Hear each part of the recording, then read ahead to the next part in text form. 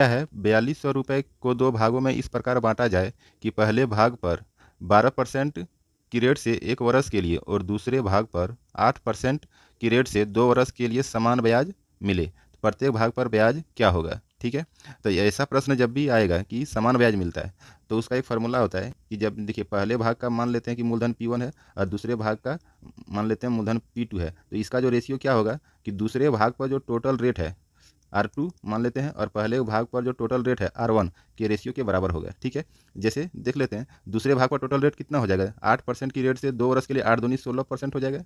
ठीक है, और पहले भाग पर 12% की रेट से 1 वर्ष के लिए 12% हो जाएगा, ये कट जाएगा, कितना हो जाएगा 4:3, यानी कि पहला अगर मूलधन 4 है तो दूसरा का मूलधन हो जाएगा 3, टोटल मूलधन 7 हो जाएगा। लेकिन क्वेश्चन में 7 नहीं दिया है, 7 टोटल मूलधन दिया है 4200। ठीक है, कितना गुना है, 600 गुना है। इसी प्रकार ये 4 नहीं होके ये कितना गुना हो जाएगा, 6 गुना, 600 गुना यानी 2400 हो जाएगा। और ये कितना हो जाएगा, ये भी 3 ना होके ये 600 गुना हो जाएगा 1800।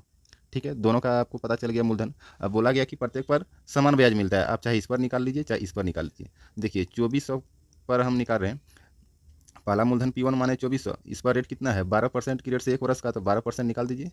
कितना बार में ये कटेगा, डबल जीरो डबल जीरो खत्म। अब 12 को 24 से मल्टीप्लाई करेंगे 288 आ जाएगा, तो ऑप्शन सी आपका सही हो जाएगा। आप इससे भी निकाल सकते हैं, और दूसरा मूलधन कितना दिया है P2 1800 और उसका रेट कितना दिया है 8% की दर से 2 साल का था, 8 दूनी 16%, टोटल रेट हो जाएगा 16%।